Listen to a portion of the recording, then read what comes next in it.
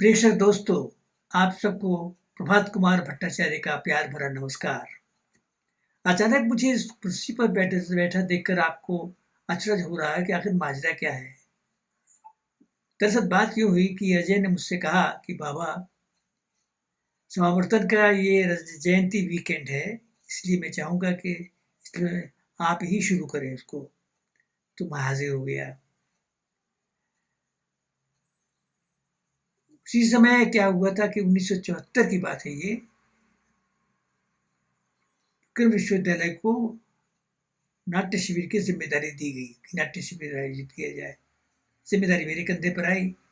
मैंने निमित चंद जैन जो राष्ट्रीय नाट्य विद्यालय के प्रोफेसर है उनसे संपर्क किया, तो उन्होंने बताया कि बहुत ही ज़बरदस्त एक नाट्य निर्देशक है, उसको आपके पास भेज रहा हूँ। नाम है राजेंद्र गुप्त। राजेंद्र गुप्त जब याद नौजवान है, सजीला नौजवान। मैं सीधे उनको अपने घर ले आया, घर पे ही ठहराया उनको मैंने। और फिर इसका नाट्य शिविर शुरू किया उन्होंने बड़े उत्साह के साथ। एक नई चीज़ हो रही थी मध्य प्रदेश में, पहली बार नाट्य शिविर का आयोजन, वो भी एनएसडी के द्वारा आयोजित। बहुत ज़बरदस्त रिहर्सल चलती रही। नाटक तय किया गया कि धर्मवीर भारती का काव्य नाटक अंधयुग खेला जाए।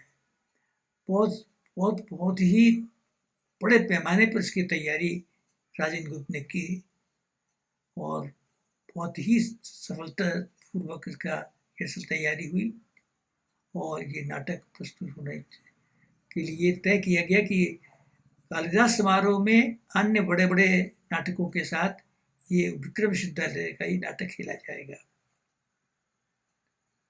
नाटक के दिन अचानक राजेंद्र मेरे पास आए, बोले डॉक्टर साहब मेरा गला तो बैठ गया है। उनको नाटक का अंतिम संवाद जो कृष्ण का संवाद था बोलना था, तो गला बैठ गया तो क्या चिंता की बात नहीं है, तुम तो बोलो। उन्होंने मेरी बात मान ली और उन्होंने संवाद बोला। क्या प्रशंसा हुई उस संवाद की कि तालियों की गड़गड़ाहट 125 तालियों की गड़गड़ाहट चलती रही और वो तालियों की गड़गड़ाहट आज भी मेरे कानों में गूंज रही है। और मैं सोच रहा हूँ कि किस तरह से मैं उस राजेंद्र गुप्त को इसमें आज प्रस्तुत करूँ मैं। राजेंद्र गुप्त कविता श्रृंखला प्रस्तुत करेंगे। राजेंद्र कविता श्रृंखला, और वो पढ़ेंगे, जो कविता पढ़ेंगे उसका शीर्षक है मरुथली का सपना, आचार्य नंद किशोर जी। और राजेंद्र कविता पाठ करो। आज आचार्य नंद किशोर जी की एक दूसरी कविता, मरुथली का सपना।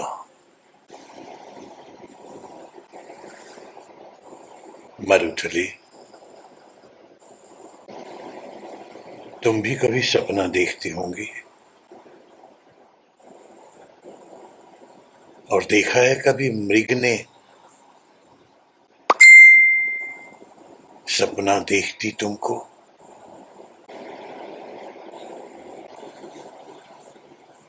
उसी को सत्य करने भटकता फिरता है इस लय में। ये रहा जल, ये रहा, और आखिर हाँफ कर बेदम उगलता झाग आंखें उलट देता है।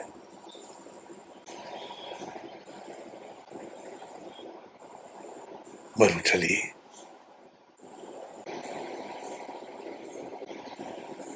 तुम्हारी आंख में क्या एक बूंद ही सही जल भरता नहीं है। मरुथली, तुम भी कभी सपना देखती होंगी। निरंजन श्रोत्री समावर्तन के मुख्य संपादक हैं और एक ऐतिहासिक कार्य कर रहे हैं। वो युवा कवियों को प्रस्तुत कर रहे हैं। हर अंक में एक युवा कवि प्रस्तुत हो रहा है। पिछले 8 साल से ये काम कर रहे हैं और शताधिक युवा कवियों को प्रस्तुत कर चुके हैं। वो आज वो दूसरी भूमिका निभाएंगे, कहानीकार की भूमिका निभाएंगे और वो कहानी पढ़ेंगे दो खंडों में, जिसका शीर्षक है शरणागत। प्रिय पाठक, यह कहानी एक सत्य घटना पर आधारित है। यूं कहें कि एक घटना का सीधे सीधे बयान है। वैसे इसे कई लोग दुर्घटना का नाम भी दे सकते हैं, जिसकी आशंका है, लेकिन मेरे मत में यह केवल एक घटना है। और फिर यह जरूरी तो नहीं कि जो दूसरों को दुर्घटना लग रही हो वो मुझे भी दुर्घटना ही लगे। मुझे इसे सुखद घटना मानने की छूट भले न मिले, लेकिन कम से कम घटना तो मानने दिया जाए, खासकर तब जब दूसरों को इसे दुर्घटना मानने की छूट है। बात उन दिनों की है जब सुरभि मैके में गई हुई थी। सुरभि मेरी पत्नी। कॉलेज की छुट्टियां हो जाने पर 1-1.5 माह के लिए मैके जाना पहले वह अपना जन्मसिद्ध अधिकार मानती थी और बाद में यह उसकी आदत बन गई। मुझे कभी समझ में नहीं आया कि इतने दिन वह मैके में पड़ी क्या करती है, लेकिन मैंने उसे कभी रोका नहीं। इसकी 2 वजहें हैं। एक तो यह कि मुझे पूरे 1.5 महीने अपनी शैली से जीने की छूट मिल जाती है। मसलन सुबह देर तक सोना, अपनी मर्जी से कोई काम करना या न करना, उन जगहों पर जाना या उन लोगों से मिलना जिन्हें सुरभि नापसंद करती है। देर रात तक बेरोक टोक पढ़ना या लिखना, बत्रा के साथ बैठकर शराब के 2-3 पेग निश्चिंत होकर पीना वगैरह। एक प्राध्यापक लेखक से जो साथ में सदगृहस्थ भी हो, और किस अराजकता की उम्मीद की जा सकती है। दूसरे, इस बीच में अपने दाम्पत्य जीवन का भी विश्लेषण करता, सुरभि और मेरे बीच रिश्तों की गहराई नापता। जाहिर है इस कार्य को उसकी अनुपस्थिति में ही ईमानदारी के साथ किया जा सकता था। बत्रा मेरा जिगरी है, लगभग मेरी ही तरह सोचने वाला, अपने विषय का विद्वान, शार्प भी। हमारी आम चर्चा भी 2-3 घंटों तक चलती।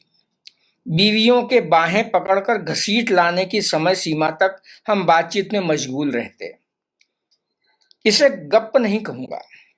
कितने विषय, कितने आयाम, कितने कोण।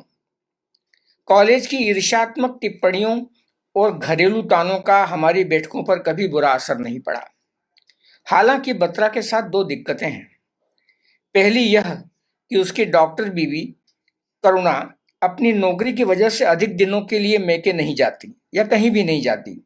इस कारण उसे सदगृहस्थ होने का तनाव अधिक झेलना पड़ता। वह झुंझलाते हुए इस 1.5 महीने महफिल मेरे ही घर जमती, लेकिन बत्रा को अक्सर जल्दी ही घर जाना पड़ता।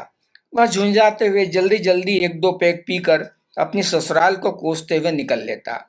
प्रिय पाठक, बत्रा के साथ दूसरी दिक्कत यह है कि उसकी ससुराल इसी शहर में है। हम दोनों की पत्नियों का आश्चर्य होता है कि संसार में आखिर ऐसे कितने विषय हैं जिन पर इतनी बातें की जा सकें। वे कभी कभार हमारी चर्चाएं सुनती भी, लेकिन उन्हें खास आनंद नहीं आता। कई बार वे इसे बौद्धिक शगल करार देती। इस बात पर हम दोनों मित्रों को आश्चर्य होता, क्योंकि दोनों प्रबुद्ध और कामकाजी महिलाएं हैं। सुरभि मेरे साथ कॉलेज में प्राध्यापक है, लेकिन इन सबसे अधिक वे पत्नियां हैं। ऐसी मध्यवर्गीय पत्नियां जो अपने घर को सजा संवार कर रखती है, जिनके 1 या 2 प्रतिभाशाली बच्चे होते हैं, जिन्हें वे नियमित होमवर्क कराती हैं, जिनके घर का खर्च बजट के अनुसार चलता है और जो पतियों को अपने रात 9 बजे घर पर ही देखना चाहती हैं और जिन्हें शराब और सिगरेट से होने वाली हानियां उंगलियों पर रटी होती हैं।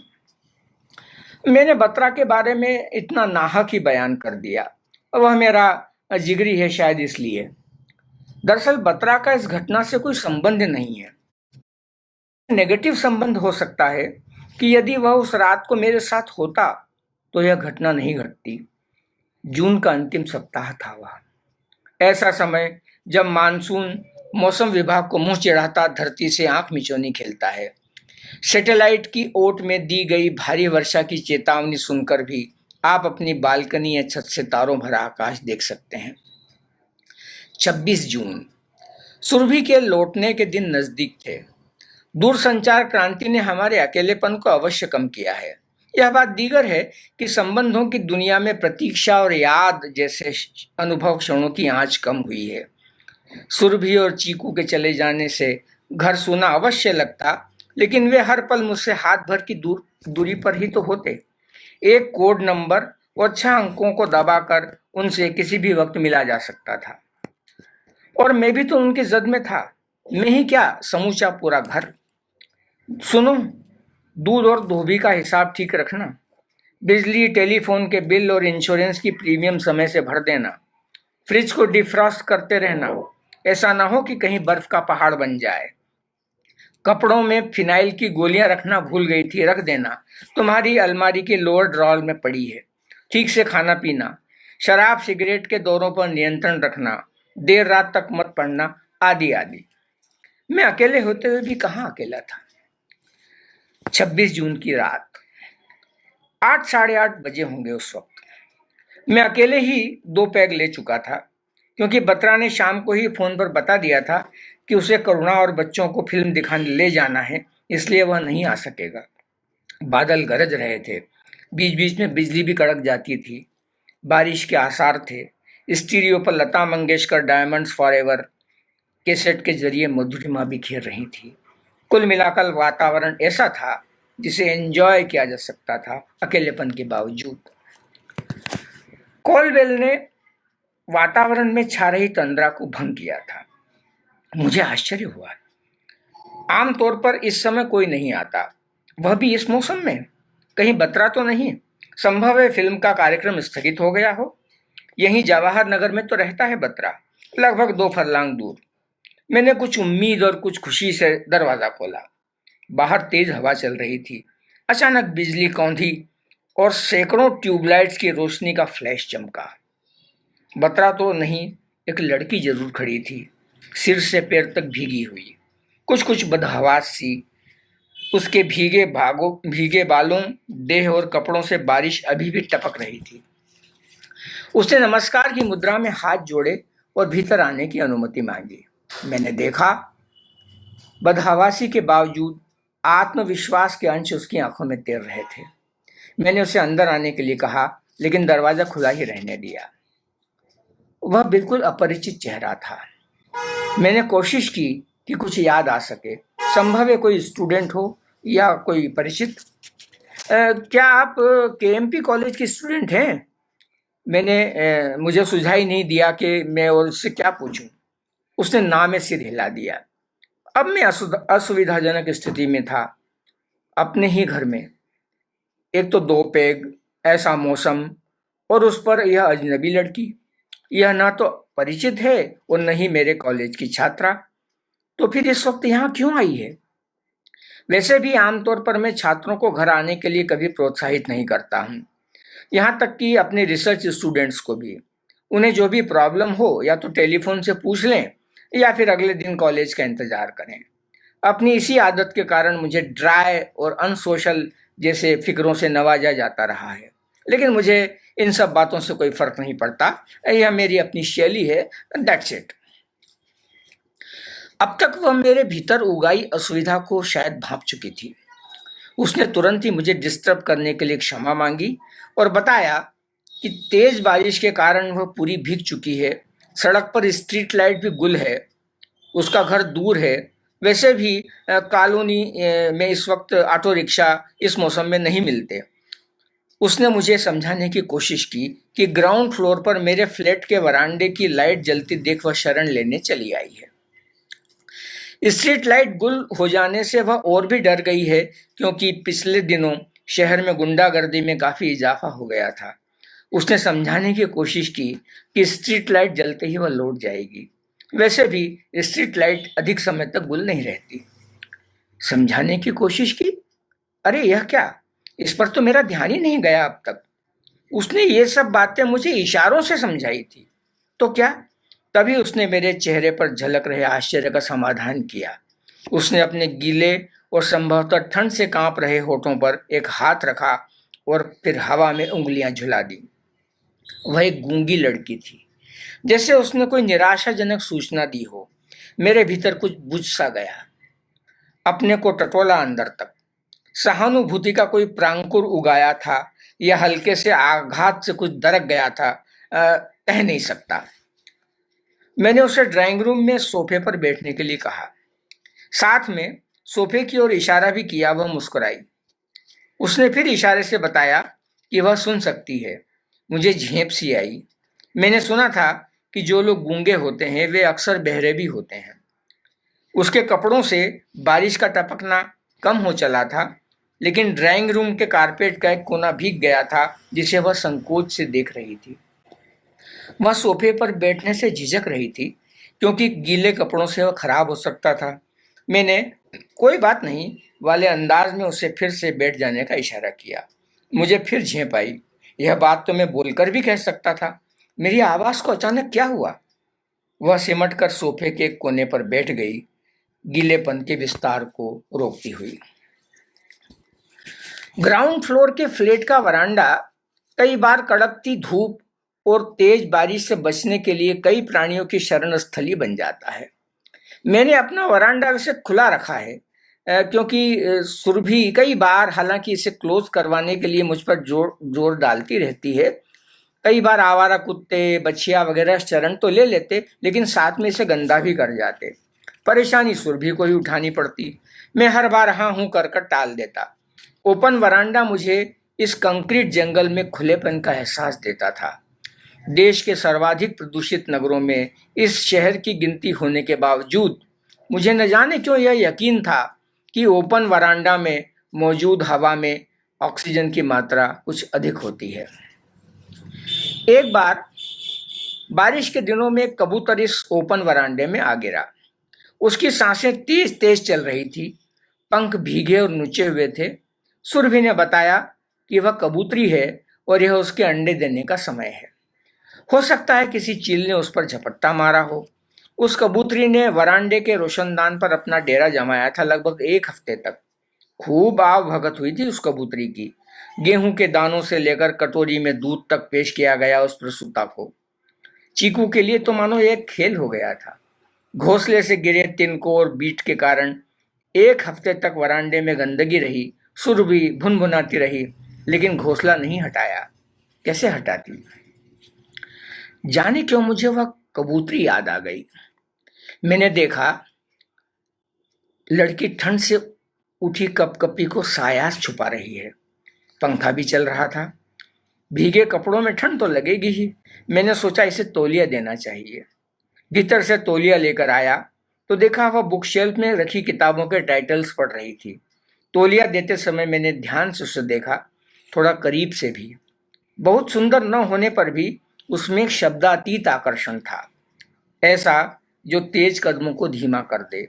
एक ऐसा व्रत जिसमें लगातार परिक्रमा का बंधन नहीं है, मुक्ति का आमंत्रण है। पता नहीं मैंने इस लड़की के बारे में इतना कैसे सोच लिया।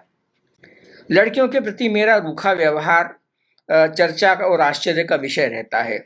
मेरे रिसर्च स्कॉलर्स भी, हालांकि अधिकांश छात्राएं हैं, मैं बिला वजह कोई स्कैंडल खड़ा नहीं होने देना चाहता। मैं जानता हूं कि इन मामलों में तिल का ताड़ कैसे बनता है। न तो मैं अपनी लेखकी प्रतिष्ठा पर कोई आंच आने देना चाहता हूं, और न ही मेरे पास इन सब बातों के लिए समय है, और न ही नियत ही। लोग कैसे ही इन चीज़ों के लिए फुर्सत निकाल लेते हैं। वही 24 घंटे तो होते हैं एक दिन में। सुरभि भी मजाक कर देती है कभी कभी, यार कभी तो थोड़ी लिफ्ट दे दिया करो लड़कियों को भी। लेकिन मैं जानता हूं कि सुरभि के इस मजाक के पीछे एक आश्वस्ति भाव है। सुरभि के विश्वास का यह महल निश्चिंतता की मजबूत नींव पर खड़ा है। तभी तो कितनी आसानी से मुझे छेड़ देती है वह। जितना समय तुम किसी लड़की को फुसलाने में लगाओगे, उतने समय में तुम केवल बमुश्किल 1-2 आर्टिकल लिख पाओगे। मैंने उस लड़की की उम्र पर गौर किया। वह 21 के लगभग होगी, 22 से अधिक तो कतई नहीं। अब वह सहज हो चली थी किंचित। मैंने पूछा, उसका घर कहाँ है? उसने स्टडी टेबल पर रखी डिस्कवरी ऑफ इंडिया पुस्तक पर छपे नेहरू पर उंगली रखकर कहा यानी बताया, यानी नेहरू नगर। इस जवाहर नगर से 3 किलोमीटर दूर। शहर तेजी से बढ़ रहा था और कॉलोनियों के नामकरण के लिए महापुरुषों के नाम के टुकड़े किए जाने लगे थे। जवाहर नगर अलग था और नेहरू नगर अलग। लोकमान्य नगर शहर के पूर्व में था और तिलक नगर पश्चिम में। इसे नेहरू नगर तक पैदल पहुंचने में 1-8 घंटा तो लग ही जाएगा। रात के 9 बजे थे। मेरी असुविधा बरकरार थी। मैंने खिड़की से बाहर झांककर यह देखने का असफल प्रयास किया कि बारिश थमी है या नहीं। बाहर काफी अंधेरा था, स्ट्रीट लाइट अभी तक गुल थी। जब उसने मुझे बताया कि वह मुझे जानती है तो मैं चौंका। उसने आगे मुझे समझाया कि वह साहित्य में एमए कर रही है प्राइवेट तौर पर।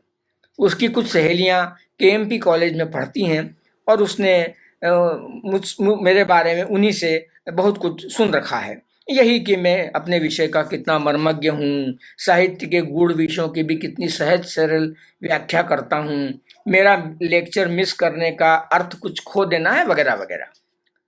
मुझे भला लगा। उसने यह भी बताया कि रस सिद्धांत के बारे में उसे काफी प्रॉब्लम्स हैं और वह मेरे नोट्स लेना चाहती है, यह जानते हुए भी कि मैं अपने नोट्स किसी को नहीं देता। उसने मेरे लेखन को अपीलिंग बताते हुए समझाया कि वह मेरा लगभग पूरा लेखन पढ़ चुकी है, कहानियां, कविताएं, आलेख इत्यादि। उसकी कई दिनों से इच्छा थी कि मुझसे मिले, यानी एक तरह से वह मेरी प्रशंसक थी। ड्राइंग रूम का दरवाजा अभी तक खुला था और रोशनी की वजह से बरसाती कीट पतंगे भीतर घुसने लगे थे।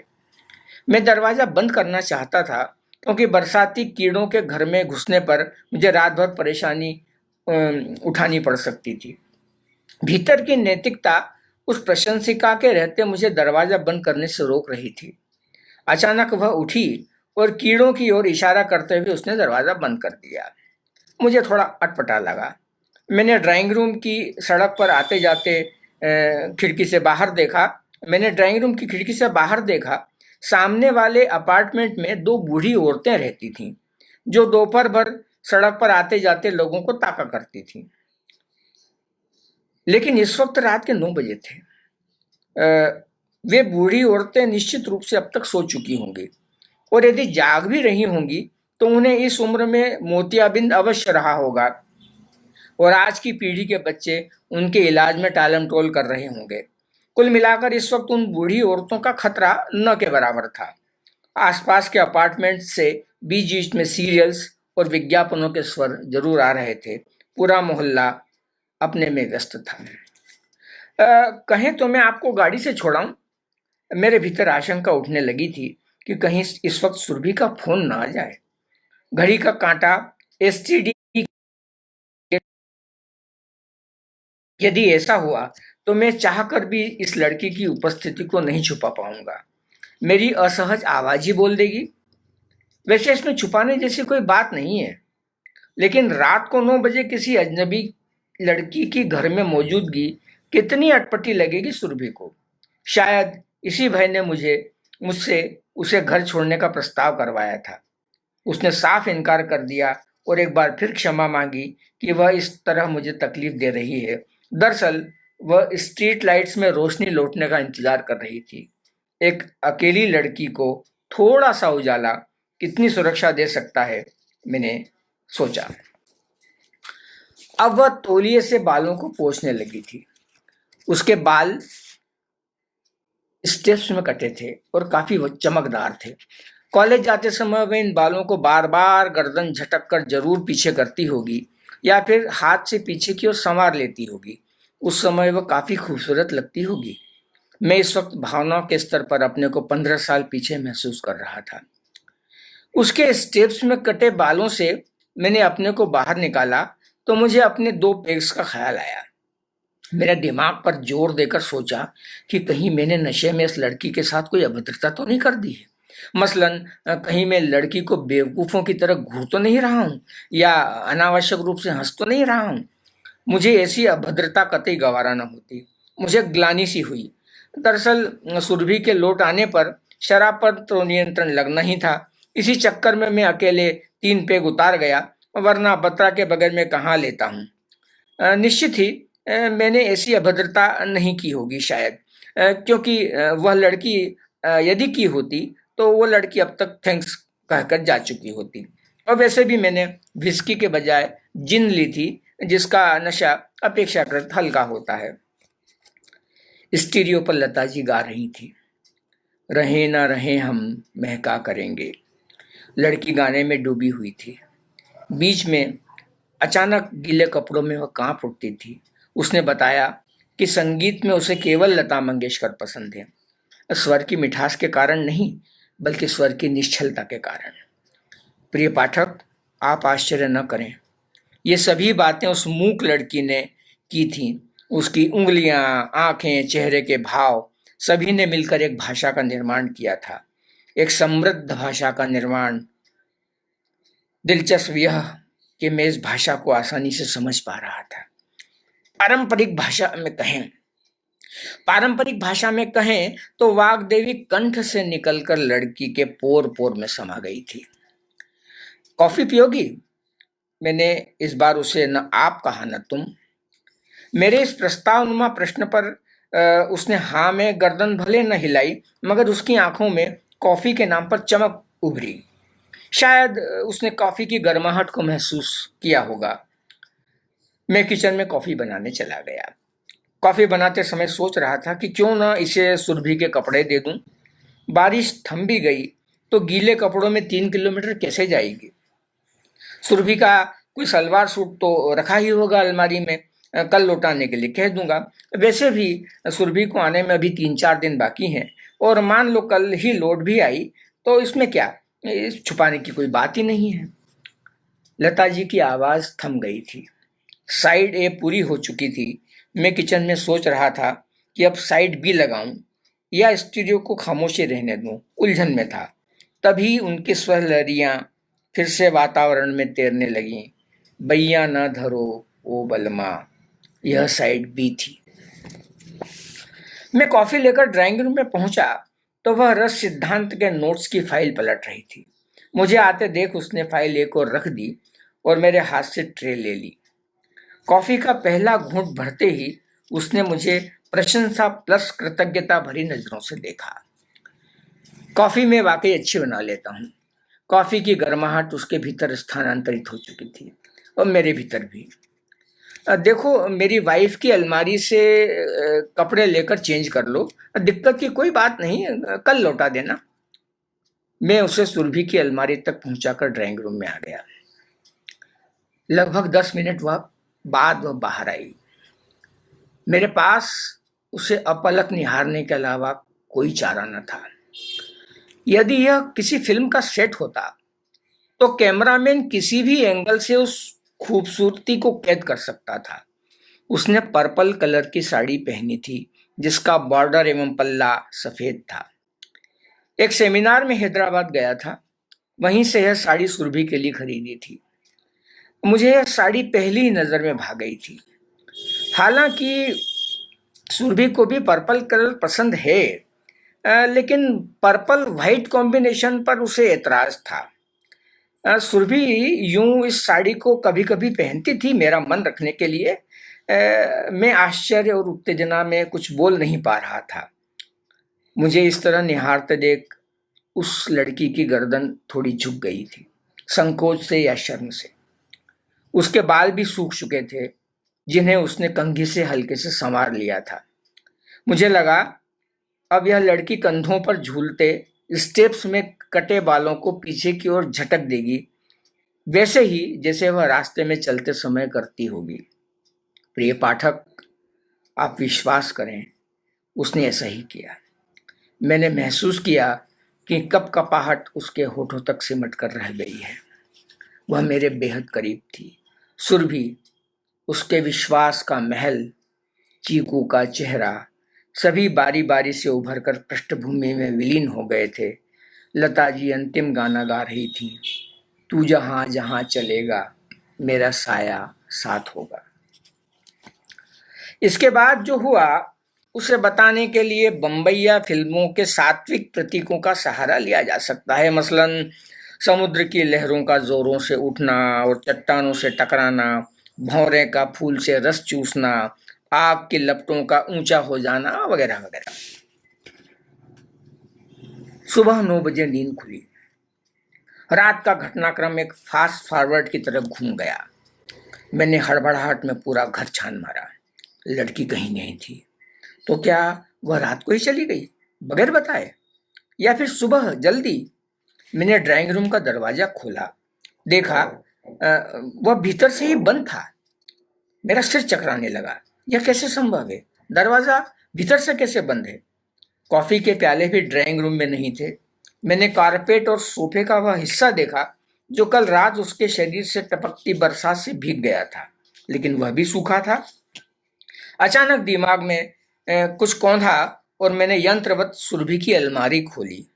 पर्पल कलर की साड़ी बगैर किसी सिलवट के हैंगर पर टंगी हुई थी। अब तक मेरा दिमाग सुन्न हो चुका था। तो क्या वह सब एक स्वप्न था, महज नींद की एक कल्पना? नहीं, यह सर्वथा असंभव है। कोई स्वप्न इतना जीवंत नहीं हो सकता। मैंने दिमाग पर जोर डाला, बार बार खोजता रहा, शायद कोई चिन्ह, कोई प्रमाण मिल जाए, लेकिन कुछ हाथ नहीं आया।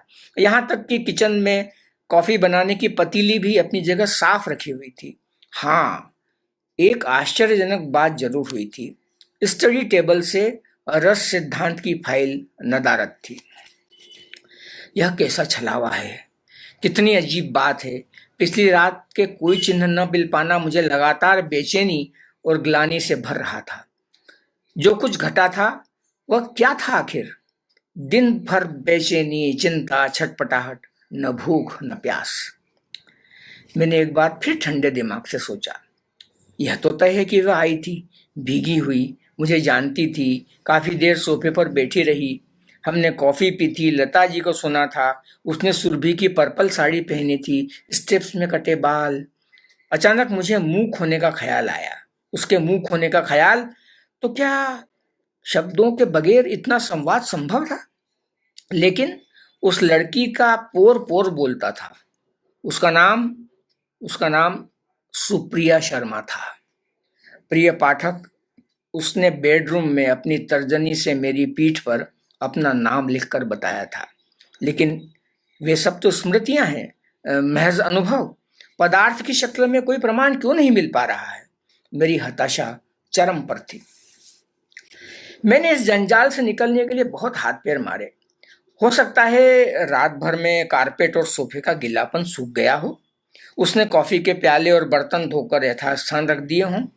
दूसरे दिन साड़ी लौटाने की जहमत से बचने के लिए रात को ही या सुबह जल्दी प्रेस करके हैंगर पर टांग दी हो। घर में प्रेस ढूंढना कोई मुश्किल काम तो नहीं। जरूर वह जाते समय रस सिद्धांत के नोट्स वाली फाइल भी ले गई होगी, वरना वह गई कहाँ? लेकिन ड्राइंग रूम का दरवाजा अंदर से कैसे बंद है? हो सकता है उसने जाते समय मुझे जगाया हो और मैंने तंद्रा में ही उसे वरांडे तक पहुंचाकर दरवाजा बंद कर लिया हो। हालांकि अंतिम बात की संभावना मेरे गले उतर नहीं रही थी, लेकिन हो सकता है कि ऐसा ही हुआ हो। जब इतनी बातें हो सकती हैं तो ये क्यों नहीं? इस बीच में बत्रा को 2-3 बार फोन कर चुका था। पहले वह स्कूटर की सर्विसिंग करवाने गया था और बाद में बैंक। सोचा बत्रा के घर जाकर ही इंतजार करूं। मैं अपनी उलझन बत्रा से तुरंत शेयर करना चाहता था। उसने कई बार कठिन समय में मेरी मदद की थी, मुझे संकटों से उबारा था। आखिर शाम को बत्रा का फोन आया। उसने माफी मांगते हुए कहा, कि चूंकि कॉलेज खुलने वाले हैं इसलिए कई दिनों से पेंडिंग पड़े काम निपटा रहा था। उसने कहा कि वह केवल आधे घंटे में पहुंच रहा है। मैंने नमकीन निकालकर गिलास जमा लिए थे। हाँ तो प्रोफेसर क्या बात है? बत्रा ने बड़ा सा घूंट भरा। पेंडिंग कामों को निपटा लेने की वजह से वह काफी निश्चिंत और खुश लग रहा था। बत्रा के साथ मुझे किसी भूमिका बांधने की जरूरत नहीं पड़ती। मैंने उसे आद्योपांत वह किस्सा सुनाया। जी हाँ प्रिय पाठक, वही सुप्रिया शर्मा वाला अजीबोगरीब वाकया जो अब तक मेरी नींद और चैन छीन चुका था। आज सुनते हैं बहादुर पटेल की कविताएं। मित्रों, बहादुर पटेल की कविताओं को सबसे पहले समावर्तन में अप्रैल 2012 के रेखांकित स्तंभ में प्रकाशित किया गया था। बहादुर के 3 संग्रह हैं, बूंदों के बीच प्यास, सारा नमक वहीं से आता है और मेरा हाथ छोड़ देना। बहादुर पटेल को सूत्र सम्मान, वागीश्वरी पुरस्कार और पंकज सिंह कविता स्मृति पुरस्कार से नवाजा गया है। बहादुर देवास में रहते हैं और ओटला नामक एक महत्वपूर्ण संस्था है, उससे उनका जुड़ाव है।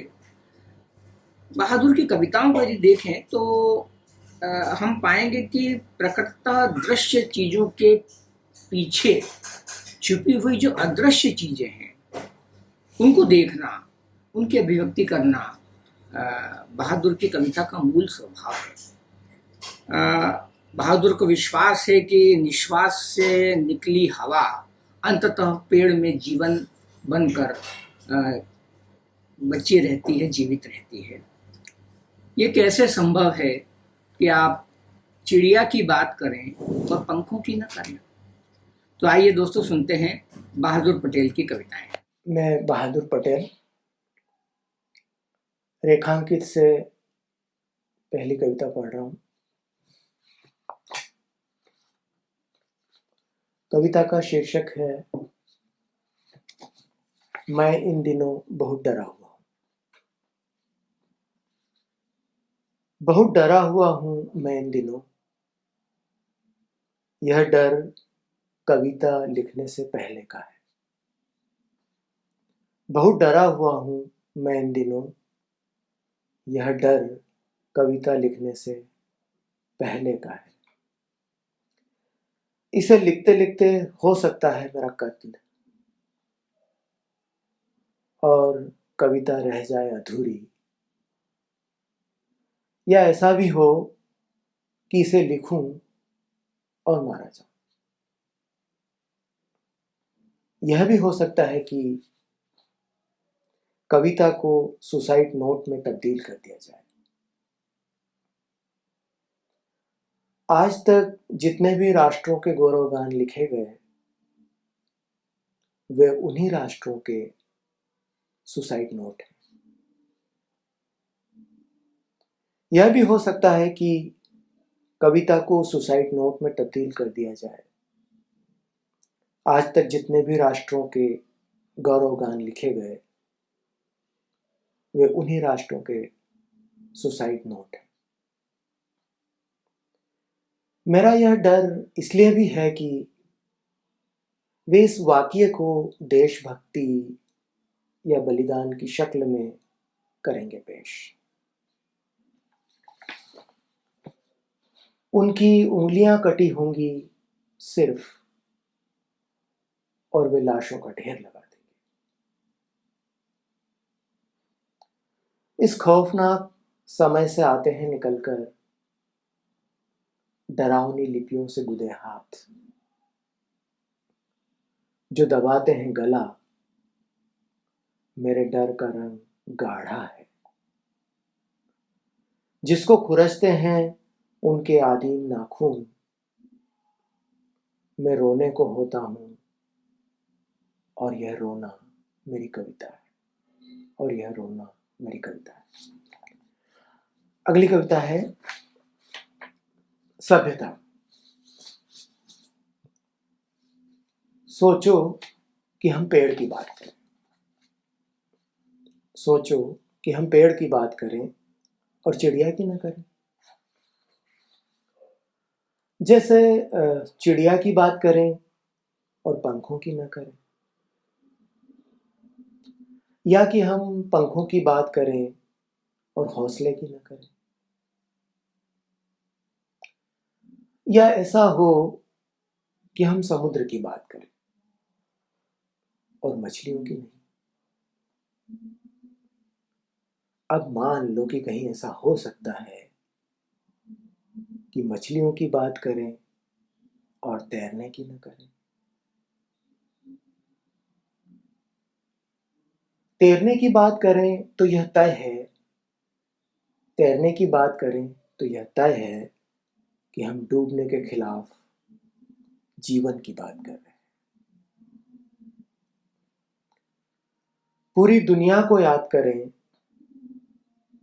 और संभव है कि मनुष्य को याद न करें।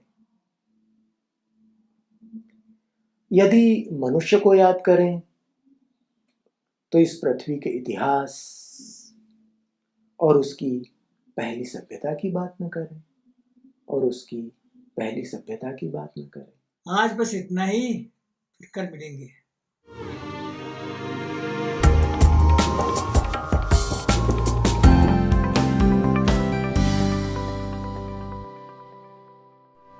इस वीडियो के नीचे डिस्क्रिप्शन बॉक्स में चैनल का लिंक दिया हुआ है।